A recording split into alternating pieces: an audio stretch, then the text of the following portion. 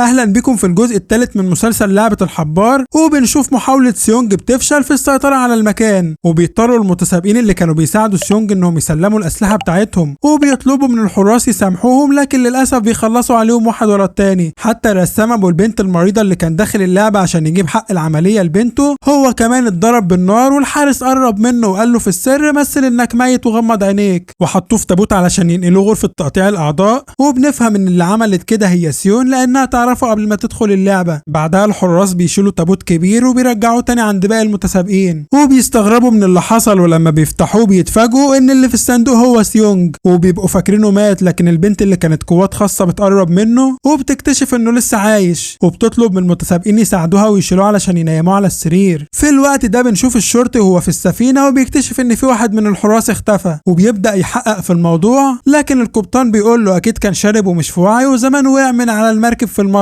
وطبعا احنا عارفين من الجزء اللي فات ان القبطان خاينه تبع لعبة الحبار، وهو اللي خلص على الحراس، وبيطلب من المحقق ينساوي يكملوا المهمة، وبيبدأ المحقق يشك فيه لكنه بيضطر يسمع كلامه. وفعلا بنشوف جثة الحارس وهو ميت على الجزيرة. بعدها بنشوف سيونج وهو عنده اضطرابات نفسية بسبب اصحابه اللي ماتوا، ولما بيفتح عينيه بيلاقي الست العجوزة وباقي المتسابقين واقفين قدامه عشان يطمنوا عليه. واول حاجة بيعملها بيدور على اصحابه اللي كانوا معاه في المهمة، لكنه ما بيلاقيش حد منهم، وبيعرف ان اصحاب اللعبة امروا الحراس انهم يخلصوا عليهم علشان حاولوا انهم يهربوا من المكان. وبيحس بالذنب لانه السبب في اللي حصل، وبيبدأ يخش في حالة صدمة. وقتها بيدخل مجموعة من الحراس عليهم وبيدوسوا على زرار الخزنة وبيزودوا الفلوس، وبيعرفوهم ان 35 واحد من المتسابقين ماتوا ده بسبب اللي حصل امبارح، وباقي 60 لاعب عايش، وبكده المبلغ النهائي وصل 40 مليار. وبيقرروا انهم يعملوا تصويت عشان يعرفوا اذا كانوا عايزين يكملوا ولا لا. وبينهار سيونج وبيفضل يزعق وبيقول لهم ما موتونيش ليه زي اللي ماتوا، ليه انا الوحيد اللي سبتوه عايش. لكن الحراس بيمسكوه وبيرجعوه مكانه وكمان بيكلبشوه، والمدير بيتفرج عليه من الشاشة وهو مستمتع لانه قدر يكسر عزيمته، وبيقرر يسيبه عايش علشان يتسلى بيه اكتر ويشوف رد فعله، واذا كان هيحاول تاني يعمل بطل وينقذ باقي المتسابقين ولا هيستسلم. وفجأة بيجيله مكالمة من قبطان السفينة وبيقول له ان المحقق واللي معاه قربوا يلاقوا الجزيرة، فقال له حاول تتوههم ولو قربوا يوصلوا خلص عليهم كلهم. بعدها بيبدأ التصويت في اللعبة، وبيطلب الحراس من سيونج يبدأ ويختار اذا كان عايز يكمل اللعبة ولا ينسحب، لكنه ما بيردش ولا بيكون حاسس باللي قدامه، وبيكون مصدوم على اللي ماتوا. ولما ما بيرضاش يشارك بيعلن الحراس ان سيونج امتنع عن التصويت وانه صوته ما بقاش محسوب، وباقي المتسابقين بيروحوا يصوتوا، وبتروح اول واحدة لكن الطمع بيعميها وبتختار تكمل اللعبة. في الوقت ده بيروح الحارس يتكلم مع المدير وبيعرفوا ان عدد كبير من الحراس ماتوا في الهجوم. بعدها الحراس بيبداوا يتخلصوا من جثث المتسابقين اللي ماتوا وبيحطوهم في تابوت، وبتروح سيون مع المجموعة اللي بيتاجروا في الاعضاء. وبنرجع للمتسابقين، وللاسف 41 منهم بيختاروا انهم يكملوا اللعبة، وواحد بس اختار ينسحب، وده معناه ان الالعاب هتستمر. وبنروح لغرفة العمليات وبنشوف سيون وهي بتكشف وشها وبتمسك السلاح وبتموت كل الحراس، وبتسيب الدكتور عايش، وبتطلب منه ينقذ حياة الرسام، وبتهدده لو مات هتموت وراه. في الوقت ده المحقق بيراجع الخريطة وبيعلم على الأماكن اللي دور فيها، وبيدخل عليه المساعد بتاعه وبيسأله عن علاقته بالقبطان وعرفه منين. وبيحكي له المحقق إن هو اتصاب واغمى عليه ووقع في البحر، والقبطان هو اللي لقاه وأنقذ حياته، لكن المساعد بيبقى شاكك فيه، وبيعرفه إن هو سمع زعيق امبارح في السفينة، ولما خرج شاف القبطان ماسك في إيده مفك، وبيشك إن هو جاسوس وهو اللي خلص على زميلهم. والمحقق بيتفاجئ من كلامه لكن ما بيصدقهوش، وبيعرفوا ان هو واثق في القبطان لانه انقذ حياته. وبيجي ميعاد اللعبه الجديده وبيبدا المتسابقين يروحوا لمنطقه الالعاب، لكنهم بيتصدموا من اللي شافوه، وبيتفاجئوا ان الحراس معلقين زمايلهم اللي ماتوا علشان يكونوا عبره ليهم. وبيوصل المتسابقين للمكان اللي هيلعبوا فيه، والحراس بيشرحوا اللعبه ان في كور لونها ازرق وكور لونها احمر، وكل لاعب هيتقدم للكور ويلعب، وهتنزل له كوره يا اما لونها احمر يا اما لونها ازرق. والست العجوزه وابنها بيتفرقوا عن بعض، والبنت الحامل وحبيبها هم كمان بيتفرقوا لان كل واحد اخد لون كرة مختلف. وسيونج بيبقى اخر متسابق وبيجيله اللون الاحمر. في الوقت ده الدكتور بينجح انه يعالج اصابة الرسام، لكنه بيقول لسيون ان حالته خطر ومحتاج نقل دم، فبتقول له انقل دم مني انا فصيلة دمي او. وبيقرب الدكتور منها علشان يعمل كده، لكنها بتحذره وبتقول له لو فكرت تلعب بديلك مش هتلاقي راسك. وبنرجع للمتسابقين وبيعرفوهم الحراس ان هم هيلعبوا دلوقتي لعبة استغماية، وبيطلبوا من الفريق الازرق يستخبى والفريق الاحمر هيدور عليهم ووقت اللعبة نص ساعة، ومطلوب من الفريق الأحمر علشان يعيش كل واحد فيهم لازم يموت واحد من الفريق الأزرق. والكل بيتفاجئ من اللي سمعوه لأن ده معناه إن نصهم هيعيش والنص التاني هيموت. وبيوزعوا الحراس مفاتيح على الفريق الأزرق وبيشرحوا لهم إنهم هيقدروا يستخدموها علشان يفتحوا أبواب تنقذ حياتهم. وفي الوقت ده بيوزعوا سكاكين على الفريق الأحمر علشان يخلصوا عليهم بيها. لكن قبل ما اللعبة بتبدأ الحراس بيدوا فرصة للفريقين علشان لو حد عايز يبدل دوره مع التاني. وفي الوقت ده المحقق بيقرر يبدأ عملية بحث جديدة وبيركب السفينة مع الحراس بتوعه. لكن المساعد بيقول له أنا هروح أدور ورا القبطان لأن شاكك فيه ولازم أعرف عنه معلومات. وبنرجع للمتسابقين وبيبدأ كل واحد مش عاجبه فريقه يدور على حد يبدل معاه قبل ما اللعبة تبدأ. وبتبقى البنت الحامل في الفريق الأحمر وبيروح حبيبها يستعطفها وبيطلب منها تبدل معاه، لكنها بتبقى رافضة. فبيقول لها إنها مش هتقدر تأذي أي حد، ووعد مني لما تبدلي معايا مش هسيبك وهخلص على الفريق الأزرق واجي أحميكي. لكنها بتبقى حاسة إنه بيضحك عليها وبترفض، وبتعرفه إنها مستعدة تعمل أي حاجة علشان تحمي ابنها اللي في بطنها. في الوقت ده بيروح ابن الست العجوزة يتكلم مع أمه وبيطلب منها تديله السكينة وتبدل معاه لأنها طيبة ومش هتعرف تموت حد. لكنها بترفض وبتقول له إنها هتبدل مع أي حد تاني علشان يبقوا هما الاتنين في فريق واحد. لكنه بيعرفها إن المتسابقين هيستغلوا إنها عجوزة ومش هتقدر تجري أو تهرب فهيخلصوا عليها. واللعبة قربت تبدأ والفريق الأزرق بيستعدوا علشان يستخبوا، وبيبدأوا المتسابقين يدخلوا علشان يدوروا على مكان يستخبوا فيه. وبتقرر وقتها الست العجوزة إنها تبدل مع ابنها، وبتعرفوا إنها معاها سلاح سري هتدافع بيه عن نفسها، وبيبقى قصدها على توكة الشعر بتاعتها. في نفس الوقت البنت الحامل هي كمان بتصدق كلام حبيبها وبتروح تديله السكينة وبتقرر إنها تبدل معاه في مقابل إنه هيحميها. وبيدخلوا المتسابقين لمكان زي المتاهة وبيديلهم الحراس مهلة دقيقتين علشان يستخبوا. وبيبدأ العد التنازلي وبيقترح واحد من المتسابقين إنهم بدل ما يستخبوا يدوروا على المخرج، وساعتها كلهم هيفضلوا عايشين وبيقتنعوا بكلامه. وبيبقى كل واحد معاه سلسلة فيها مفتاح بيفتح بيه الباب. وبتحس البنت الحامل بالتعب وما بتقدرش تمشي، وبتروح العجوزة علشان تطمن عليها، وبتشوفهم البنت اللي من القوات الخاصة فبتقرر تساعدهم. في نفس الوقت بيروح المدمن يتكلم مع حبيب البنت الحامل وبيعرض عليه يتعاونوا مع بعض علشان يكسبوا بسهولة. وبيخلص العد التنازلي وبيطلبوا الحراس من الفريق الأحمر يدخلوا المتاهة، وبيضطر سيونج يدخل معاهم وبيبقى متعصب والغضب مالي عينه، وبيقرر ينتقم من المتسابق الجبان. وفي الوقت ده بيفوق الرسام وبيفرح الدكتور ان هو لسه عايش، لكن سيون بتقول له شكرا يا دكتور وبتقتله علشان ما يخونهاش ويكشف سرها. وبتلبس القناع علشان تداري هويتها، وبتروح تتكلم معاه وبتطلب منه يسمع كلامها علشان يفضل عايش، وبتشاور له على قناع الحارس اللي مات، وبتطلب منه يلبسه ويمثل انه واحد من الحراس علشان يخرج من هنا عايش. بعدها الفريق الاحمر بيدخل للمتاهة وبيبدأ العد التنازلي، وبيبقى مطلوب منهم يلاقوا الفريق الازرق خلال نص ساعة، وبيتفرقوا كل واحد بيروح من اتجاه. وابن الست العجوزة بيحاول يلاقي امه علشان يحميها، وسيونج بيحاول يلاقي المتسابق الجبان علشان يخلص عليه. اما المدمن فبياخد حباية علشان يعرف يعمل دماغ، وبيعرض على حبيب البنت الحامل انه ياخد واحدة، لكنه بيرفض لانه عايز يفضل مركز وينفذ وعده ليها. وبيبدأ المتسابقين اللي في الفريق الاحمر يلفوا في المكان، لكن بيبقى عبارة عن متاهة كبيرة ومليانة ابواب كتيرة. وبنشوف العرافة النصابة بتمثل انها عندها قوة روحية وانها سامعة الاشباح بتقول لها اتحركي من هنا. في نفس الوقت البنت القوية بتلاقي باب مقفول وبتحاول انها تفتحه، لكنها بتفشل. وبتلاحظ ان كل باب ليه علامة مختلفة، دايرة ومربع ومثلث، وبتقرر انها تستخدم مفاتيح البنت الحامل، وفعلا بيفتحوا وبيدخلوا. وبتفرح لان كل واحد منهم معاه مفتاح مختلف، وده معناه ان هم يقدروا يدخلوا اي باب. وبتقرر العجوزة والبنت الحامل انهم يدوها المفاتيح علشان تبقى هي القائدة والمسؤولة وهم يفضلوا ماشيين وراها. فابن الست العجوزة بيفضل يدور على والدته، وفجأة بيسمع صوت صريخ وبيفتكرها هي، لكن الحراس بيعلنوا رقم المتسابق اللي مات، وبيطمن ان مش هي اللي ماتت. وبيفضل المدمن وشريكه يطاردوا المتسابق ده، وبيقرروا انهم يتفرقوا علشان يحاصروه. وفعلا بيعملوا عليه كماشة وبينجحوا انهم يحبسوه في اوضه، وبيهجموا عليه بالسكينه، لكن بيبقى عنده قوه مش طبيعيه وبيدافع عن نفسه. وبيوقع المدمن على الارض وبياخد السكينه وكان عاوز يخلص عليه، وبيضطر حبيب البنت الحامل ينقذه، وبيهجم على المتسابق من ظهره وللاسف بيديله ضربه. وبيستغل المدمن الفرصه وهو كمان بيديله ضربه في رجله، وبيضحك وبيقرب منه علشان يخلص عليه، لكن شريكه بيمنعه لانه لو عمل كده هيكسب وهيخرج من اللعبه لوحده. وبيتفقوا انهم يخلصوا عليه مع بعض، ووقتها هيتحسب بنص متسابق. ولما ولما نخلص على واحد تاني يبقى كده احنا الاتنين كل واحد فينا خلص على متسابق. وفعلا بيقربوا من المتسابق وبيدوله ضربة مزدوجة في نفس الوقت وبياخدوا المفاتيح منه علشان يفتحوا الابواب، لكن المدمن بيوقع السلسلة اللي فيها الحبوب وبيلاقيها المتسابق الجبان وبيقرر ان هو ياخد حباية. في الوقت ده واحد من الفريق الاحمر بيشوف الست العجوزة واللي معاها وبيطلع يجري وراهم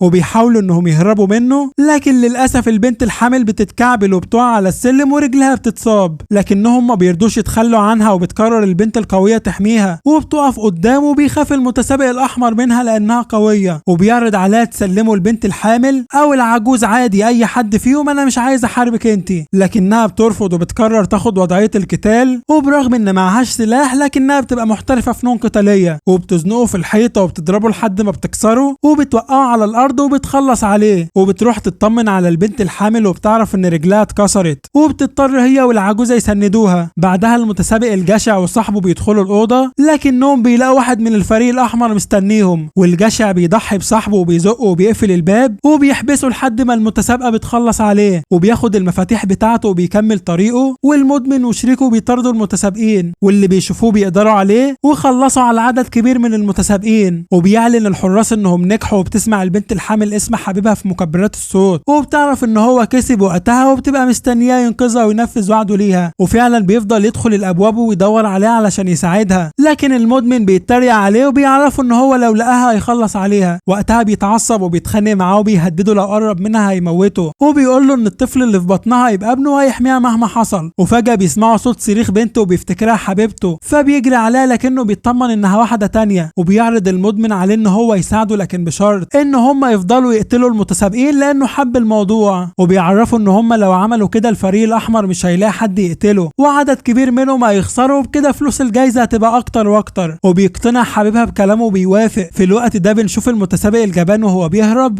لكن واحد من الفريق الاحمر بيشوفه وبيعوره في رجله، لكن المتسابق بيزقه وبيوقعه من على السلم على دماغه وبيخليه يفقد الوعي وبيقرر ياخد السكينه بتاعته علشان يدافع بيها عن نفسه. وبعدها البنت الحامل واللي معاها بيضطروا يدخلوا يستخبوا في اوضه لان رجلها مصابه ومش قادره تمشي، وبتحس بالذنب وبتطلب منهم يسيبوها ويهربوا لانها مش عايزه تعرض حياتهم للخطر بسببها. لكن العجوزه بترفض وبتقرر تفضل معاها وبتطلب من البنت القويه تسيبهم وتدور على المخرج لان هما الاتنين عبء عليها. وبيبقى فاضل اقل من ربع ساعه على نهايه اللعبه، وفجاه البنت الحامل بتحس بالتعب وبيعرفوا انها هتولد دلوقتي. في الوقت ده ابنها بيبقى بيدور عليها وبيلاحظ ان في باب عليه اثر دم وبيقرر يدخل يشوفها، لكنه بيلاقي متسابق مستخبي ورا الباب وبيحاول يموته لكن المتسابق بيقدر عليه. في نفس الوقت بيجي واحد من الفريق الاحمر بيدخل عليه وبيطعنه في ظهره، وبتبدا العجوزه انها تولد البنت الحامل لكنها بتفضل تصرخ من الالم وبتضطر تحط هدوم في بقها، كل ده علشان محدش يسمع صوتها. في نفس الوقت بنشوف العرافه النصابه وهي بتمثل انها بتكلم الارواح الطيبه وبتروح عند باب وبتقول لهم ان ده المخرج، لكنها لما بتفتحه بتخاف وبتسيبهم وبتطلع تجري. وفجاه بيخرج عليهم عدد كبير من الفريق الاحمر وبيخلصوا عليهم كلهم الا العرافه بتقدر تهرب، وبتفضل العرافه تجري لكنها بتخبط في المتسابق الجبان وبتلاحظ ان رجليه مصابه وبينزف، فبتضطر تدخل من الباب التاني لكنها بتلاقي سيونج في وشها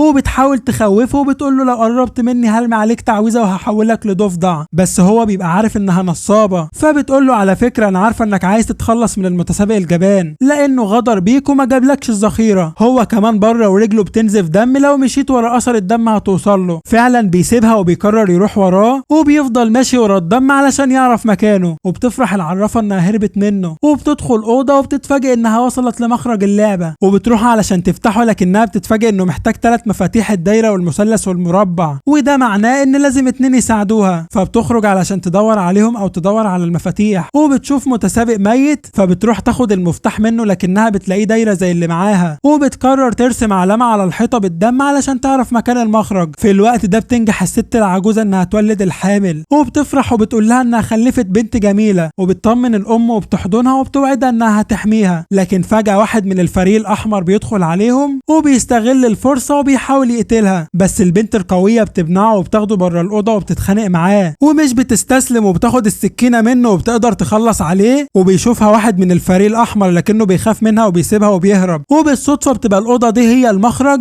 وبتجرب البنت القوية تفتح الباب بالثلاث مفاتيح اللي معاها، وفعلا بتنجح وبتفتح وما بتبقاش مصدقة نفسها، لكنها ما بترضاش تخرج لوحدها وبتقرر ترجع للعجوزة وللأم وبتطلب منهم يجوا معاها علشان يهربوا. لكن فجأة حبيب البنت بيجي من وراها وللأسف بيضربها في ظهرها، وبيتفاجئ لما بيشوف الطفلة وبيفرح ان هو بقى أب. وبيخاف المدمن يأذيها وبيقفل الباب عليهم وبيقول ان ما عادش حد في الأوضة وبيسيبهم وبيمشي. وبتزعل العجوزة على البنت القوية وبتحضنها وبتشكرها على كل اللي عملته علشانهم، وبتضطر تاخد منها المفاتيح علشان يخرجوا من اللعبة. وبتقول للبنت ان هم لازم يهربوا بسرعة لان المكان ده خلاص اتعرف. وبتقرر تدور على المخرج اللي عرفته البنت القوية قبل ما تموت. في الوقت ده العرافة بتوصل للمخرج وبتنجح انها تفتح الباب، وبتفتكر انها خلاص في امان، لكن المتسابق الجشع كالعادة بيغدر بيها وبيزقها وبياخد مفتاح وبيدخل وبيقفل الباب وراه.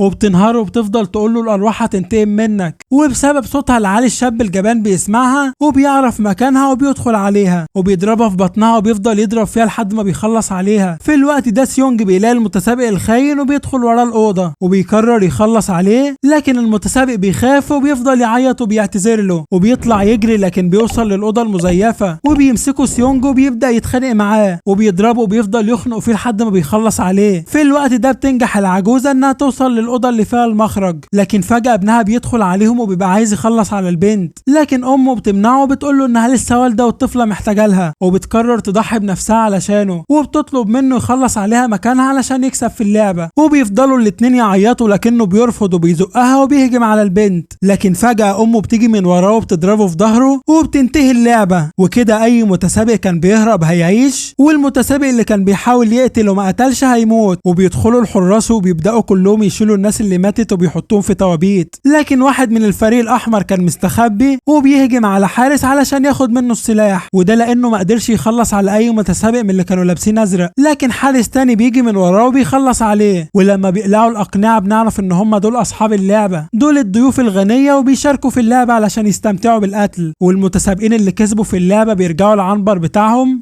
لكن المدمن بيلاحظ ان السلسله بتاعته ضاعت وبيسال شريكه عنها، لكن ما بيرضاش يرد عليه لانه قلقان على حبيبته ومستنيها توصل. وبيتعصب المدمن وبيبقى عايز يخرج علشان يدور على السلسله، لكن الحارس بيمنعه وبيهدده انه هيقتله لو طلع من المكان. وبيضطر المدمن يرجع وما بيبقاش عارف يعمل ايه لانه محتاج الحبوب، وبيبقى مش عارف انها مع الشاب الجبان اللي دايما بيتريق عليه وبيقول له انه ضعيف. وبتوصل وقتها البنت ومعاها الطفله، وبيفرح حبيبها لما بيشوفها وبيطمن انها لسه عايشه. وبيدخلوا الحراس وبيباركوا للمتسابقين انهم كسبوا، وبيعرفوهم ان 25 لاعب نجحوا ولسه عايشين، وبيعرضوا مبلغ الجايزه وبتبقى قيمتها 42 مليار، وبيطلبوا منهم يختاروا اذا كانوا عاوزين يكملوا اللعبه ولا ينسحبوا. في نفس الوقت المحقق وفريقه بيبقوا لسه بيدوروا على الجزيره، وبيقرروا يستخدموا طياره درون وبيتحكموا فيها من بعيد علشان يشوفوا كل حاجه في البحر. وفجاه بيجي له مكالمه من المساعد وبيقول له ان هو كان معاه حق، وبيعرفوا ان هو سأل الصيادين عن القبطان ومحدش يعرف عنه حاجه. وبيتفاجئ المحقق وبيبدا يشك فيه وبيقرر يراقبه علشان يتاكد اذا كان جاسوس للعبه ولا لا. وبنرجع للمتسابقين وبيبداوا التصويت، وبيفضل كل واحد يختار اذا كان عايز يكمل ولا ينسحب. وبتقرر الست العجوزه تختار وانها مش عايزه تكمل لانها مش عاوزه حد يموت، وبتطلب من باقي المتسابقين يوقفوا اللعبه، وبتعرض عليهم تتنازل عن فلوسها، اهم حاجه محدش يموت تاني. بس للاسف محدش بيقتنع بكلامها وكلهم بيرفضوا لانهم طماعين وعاوزين يزودوا الفلوس تاني، وبيختاروا يكملوا اللعبه. ولما بيجي الدور على سيونج ما بيرضاش يصوت زي المره اللي فاتت، وبيعلنوا الحراس ان اللعبه هتستمر وبيطلبوا منهم يناموا. في الوقت ده الحراس بيكتشفوا اللي حصل في اوضه العمليات، وبيعرفوا ان في حراس ماتوا، لكنهم بيفتكروا ان الدكتور هو اللي عمل كده، وده لانهم ما لقوش جثته وبيفتكروا سرق اعضاء وهرب. بعدها العجوزة بتروح تقدم أكلها لأم الطفلة وبتطلب منها تاكل كويس علشان تقدر ترضع بنتها وتهتم بيها، وبتفضل البنت تعيط وبتعتذر لها لأنها هي سبب موت ابنها، لكن العجوزة بتقول لها إنها ملهاش ذنب وما تفكرش في أي حاجة غير الطفلة. في الوقت ده بيرجع مدير اللعبة للأوضة بتاعته، لكنه بيلاقي سيون مستنياه وبتهدده بالسلاح، وبتطلب منه يسمح لها هي والرسام يخرجوا من اللعبة بسلام، وبتقول له إن هو لو ما عملش كده هتبوظ اللعبة وتزعل الناس الأغنياء، فبيضطر يوافق. بعدها المحقق بيشوف جزيرة بيحس ان هو ده المكان اللي كان موجود فيه قبل كده، وبيطلب من القبطان يقرب السفينة، ولما بيوصل بيفتكر اللي حصل معاه لما اخوه ضربه بالنار، وبيتأكد انها الجزيرة اللي عليها الالعاب، وبيبلغ فريقه وبيقرروا يفتشوها لما النهار يطلع. وبالليل بتروح الست العجوزة تطمن على الطفلة، بعدها بتروح تتكلم مع سيونج وبتحاول انها تخفف عنه، وبتطلب منه يساعد الطفلة وامها. وتاني يوم الصبح بيصحوا الحراس بدري علشان يستعدوا للعبة الجديدة، وبتروح سيون تفطر، فبتلاقي في الاكل مفتاح المركب علشان تهرب بيه، وبيبقى مدير اللعبة اللي بعته زي ما اتفق معاها. والحراس بيدخلوا عند المتسابقين ومعاهم تابوت، وبيستغربوا مين مات، لكنهم بيتفاجئوا ان الست العجوزة هي اللي ماتت، وبتفضل ام الطفلة تعيط لانها السبب في موتها. في الوقت ده بيقرر المساعد يروح لبيت القبطان عشان يدور وراه، وبيفضل يفتش في البيت وبيلاقيه متصور مع الشخص اللي كان بيوزع كروت اللعبة، وبيتأكد ان هو جاسوس. لكن فجأة كلب الحراسة بيهجم عليه وبيعضه من ايده، وبيضطر يضربه ويخلص عليه. وبيلاقي بدلة حرس لعبة الحبار مدفونة في جنينة البيت، فبيتأكد ان القبطان واحد من مجرمين لعبة الحبار، وبسبب صوت ضرب النار اللي ضربه على الكلب بيلاقي الشرطة وصلت وقبضت عليه. وفي نفس الوقت الحراس بيطلبوا من المتسابقين يستعدوا علشان يبدأوا اللعبة الخامسة، وبيقرر سيونج ينفذ وصية الست العجوزة، وبيروح يساعد الأم والطفلة، وبياخد الطفلة علشان يحميها. وبيبقى الناس الأغنياء بيتفرجوا وهم مبسوطين، وبيوصلوا للمكان اللي فيه اللعبة الجديدة، وبيلاقوا قدامهم جسر طويل محطوط في مكان عالي، وفيه تماثيل ضخمة على الناحيتين، وبيعرفوهم الحراس إنها لعبة نط الحبل. وبيشغلوا اللعبة، وبتبدأ التماثيل تحرك الحبل بسرعة، وبيعرفوا المتسابقين إن مطلوب منهم يفضلوا ينطوا من فوق الحبل ويتحركوا ويوصلوا للاتجاه التاني. وبيقرر سيونج يساعد الأم، وبيطلب منها تسيب الطفلة لحد ما يخلصوا اللعبة، ولكن الحارس بيرفض وبيعرفهم إن الطفلة كمان مشتركة في اللعبة، ولو فضلت هنا يعتبروها خسرانة. وبيتعصب سيونج وبيبدأ العد التنازلي بتاع اللعبة، وبتطلب الأم من سيونج ياخد الطفلة معاه لأنها مصابة ومش هتقدر تنط. وبنلاحظ إن المدمن خايف وبيعيط لأنه ما يقدرش يعيش من غير الحبوب اللي كان بياخدها. وبيروح له الشاب الضعيف وبيوري له السلسلة، وبيعرفه إن الحبوب معاه، وبيهدده إن هو هيرميها من فوق. وبيخاف المدمن وبيعتذر له وبيترجاه يرجعها له تاني، لكن الشاب بيرميها على الجسر وبيقول له روح خدها. وبيضطر المدمن يعمل كده، وبيفضل ينط لحد ما بيوصل للسلسلة، وبيفرح وبيقرر ياخد الحباية، لكن بيتفاجئ إنها فاضية،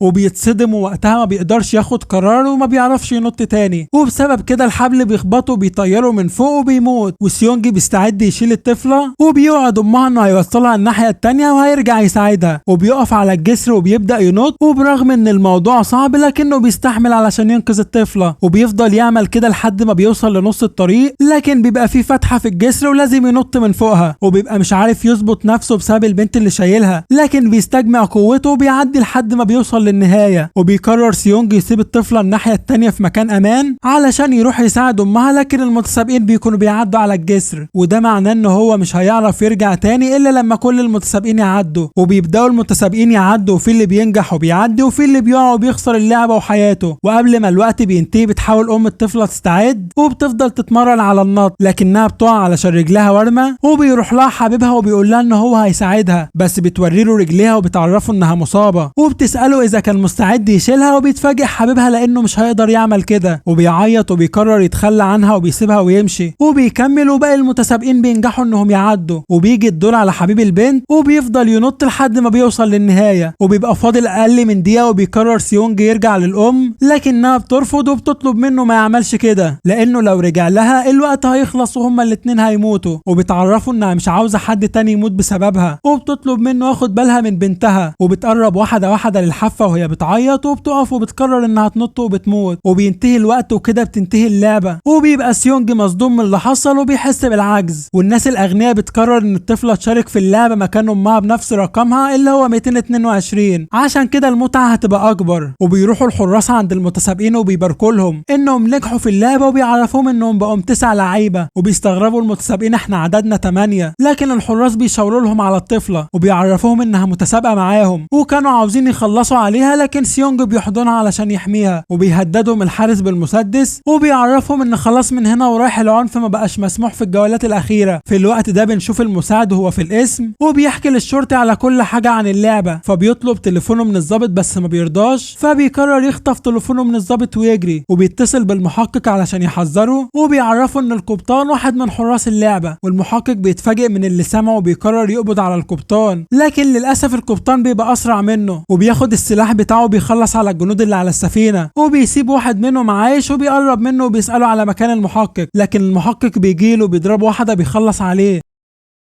وبيقول له انت مين وبتعمل ايه وفين الجزيره، لكن ما بيرضاش يعترف بحاجه وبيموت. وفي الوقت ده مدير اللعبه بيعزم المتسابقين على العشاء الاخيره قبل اخر لعبه وبيخليهم يلبسوا بدله وبيقدم لهم اكل كتير، حتى الطفله بيخلي الحارس يشربها لبن وبيفضلوا ياكلوا ويشربوا، ولما بيخلصوا بيطلب الحارس منهم يختاروا لو عاوزين يكملوا اللعبه ولا ينسحبوا، لكن بيختاروا يكملوا في اللعبه وبسبب كده بيعلنوا الحراس ان اللعبه هتستمر. في الوقت ده سيون بتاخد الرسام وبتحاول تهرب من الجزيره، لكن المدير بيتصل بيها وبيحذرها يرجعوا والا هيخلص على البنت والرسام اللي في المستشفى، وبتخاف وبتضطر انها ترجع لكنها بتنزل من المركب لوحدها وبتقول للرسام بنتك في خطر وبتطلب منه يمشي، وكل ده وهو ما يعرفش هي مين. لكن للاسف مدير اللعبه بيبقى حاطط جهاز تعقب على المركب وبيأمر الحراس يخلصوا عليه. بعدها المتسابقين اللي بيختاروا يكملوا اللعبه بيتفقوا مع بعض علشان يخلصوا على سيونج والطفله، لكن بالليل بيدخل عليه واحد من الحراس وبيعرفوا ان مدير اللعبه عايز يتكلم معاه وبياخده علشان يقابله. هناك بيقول له انه عاوز يساعده وبيديله سكينه وبيطلب منه يخلص على المتسابقين وهم نايمين وينقذ نفسه، ولما يموتهم هيكسب اللعبه هو والطفله من غير ما يلعبوا اللعبه الاخيره. وبيسالوا ليه بيعمل كده، فبيقرر المدير يقول له على القناع، وبيتفاجئ سيونج لما بيشوفه ما بقاش مصدق ان هو ده المتسابق رقم واحد اللي كان فاكره مات، لكن المدير بيحاول يهديه وبيعرفه حتى لو قتلوا اللعبه مش هتقف وهيجي مدير تاني مكانه، وبيطلب منه يسمع كلامه ويخلص على المتسابقين. وبيسيبوا سيونج وبيمشي وبيروح عند المتسابقين وهم نايمين وبيقرب منهم، لكن ما بيقدرش يموت حد وبياخد السكينه وبيرجع. في الوقت ده سيون بتتسلق الجبل لحد ما بتوصل لفتح التهويه وبتدخل وبتفضل ماشيه فيها وبيبقى باين انها بتخطط لحاجه خطيره، والمحقق بيكون قرب يوصل للجزيره، لكن فجاه بيسمع صوت المدير على اللاسلكي وبيطلب منه ما يعملش كده لانه بيعرض حياته للخطر. بعدها بيرجع اوضه التحكم لكنه بيلاقي سيون مستنياه وبتهدده بالسلاح وبتقول له يسمع كلامها وبتجبره يمسح سجلات الرسام من اللعبه، كل ده علشان تحميه ومحدش من الناس الاغنياء يقدر يوصل له. وفعلا بيعمل كده، لكنه بيعرفها ان لسه في نسخه تانية من الملفات موجوده في مكان سري وهي ملفات ورقيه وبتضطر تروح معاه علشان تاخدها، لكنه لما بيركب الاسانسير بيهجم عليها فبتحاول تضربه، لكنه بيبقى اقوى منها وبيصد كل هجماتها وبيوقعها على الارض وبيقرب منها علشان يقتلها، لكنها بتضربه وبتهجم عليه وبتحاول تطعنه، لكن بيستخدم كوبايه وبيكسرها في دماغها. وفجاه بتجيله مكالمه على اللاسلكي من الحارس وبيطلب منه ان هو لازم يبدا اللعبه الاخيره، فبيقول له يبدا وبيبص بيلاقي سيون وهي بتزحف على الارض فبيضحك عليها عشان ضعيفه، لكنها بتنجح انها توصل للاسانسير وبتاخد السلاح وبتضربه بالنار وبيبداوا اللعبه الاخيره وبيركبوا مصعد شكله قديم وبيعرفوهم ان اللعبه الاخيره اسمها الحبار السماوي، وبيشرحوا لهم انها عباره عن 3 مراحل كل مرحله على شكل مختلف، واول جوله على شكل مربع ومطلوب منهم يقتلوا واحد ويرموه من فوق عشان يقدروا يكملوا اللعبه ويروحوا للشكل اللي بعده. وبتبدا اللعبه وبيبقى قدامهم ربع ساعه، وعلشان يبداوا لازم يضغطوا على الزرار اللي هيظهر في نص الارض. في الاول بيتفقوا يموتوا سيونج، بس بيكونوا عاوزين يموتوا سيونج في مرحله والطفله في مرحله، ولما ما بيعرفوش ياخدوا الطفله من سيونج فبيمسك الشاب ده الماسوره دي وبيزق بيها واحد تاني من فوق، وبيروحوا للشكل اللي بعده وبيتفقوا كلهم ان هم يتخلصوا من الطفله لان مالهاش حد، وبيطلبوا من سيونج يسلمها لهم لكنه بيرفض وبيفضل حاضنها. وفي الوقت ده بنشوف الرسام في المركب وبيبداوا الحراس ان هم يطاردوه وبيضربوا عليه نار،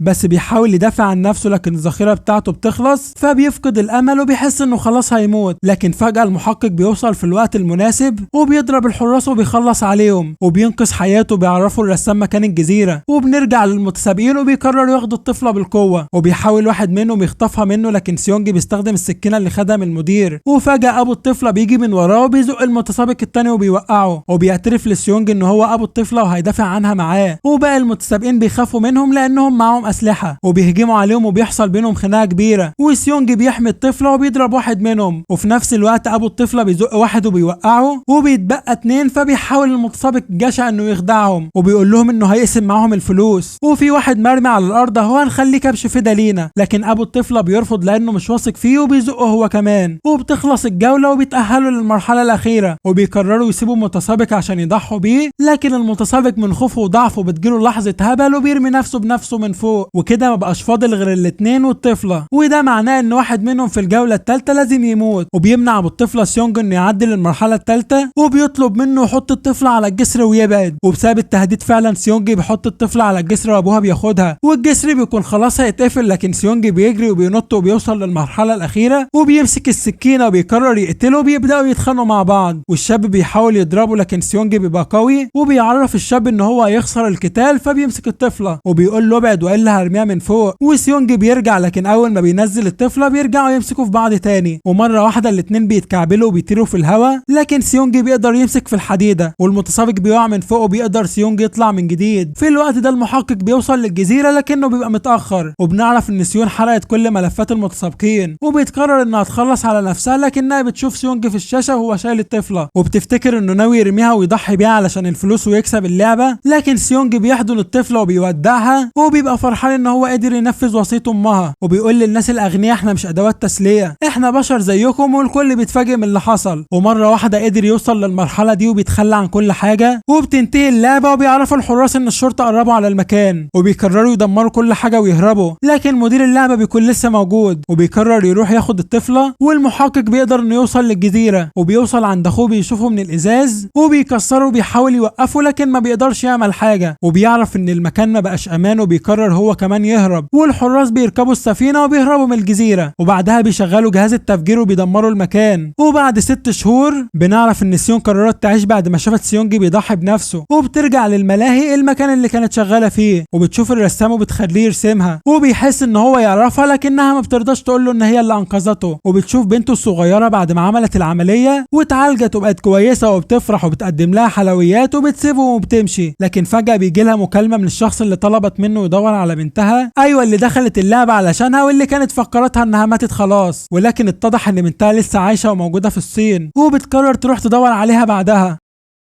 وبنعرف ان المحقق قدم استقاله من الشرطه وبيرجع للبيت وبيلاقي الطفله ومعاها كارت اللعبه ومكتوب عليها ان هي اللي كسبت وجنبها كارت فيزا فيها كل المليارات، وبيعرف ان اخوه هو اللي بعتها له علشان يربي البنت ومعاها ال 45 مليار، ومدير اللعبه بيسافر امريكا وبيدي البنت سيونج صندوق وبيقول لها ابوكي مات والصندوق ده بتاعه ويخصك، وبتمشي وبتدخل جوه وهي مش مستوعبه حاجه وبتفتح الصندوق وبتلاقي الطقم بتاع ابوها والفيزا اللي فيها كل ممتلكاته، لكن هو في الطريق بيشوف واحده بتلعب بالكروت وبنعرف ان لعبه الحبار لسه مستمرة في مكان تاني في العالم. وهنا خلصت قصتنا، بس لسه ان شاء الله قصص جاية كتير. ما تنساش تشترك في القناة ولايك للفيديو. سلام عليكم.